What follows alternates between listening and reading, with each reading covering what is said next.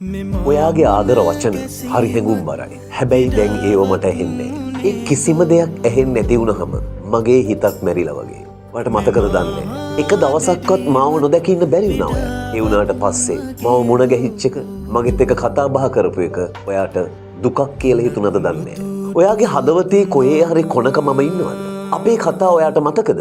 ඉස්සර අපිට තියුණ මහ ලොකු ආදර කතාවක්. ඒ ආදර කතාව ඔයාගේ හිතේ තියෙනවද දන්නේ නැහැ. හැබැයි මගේ හිතේ නම් මේක තියෙනවා.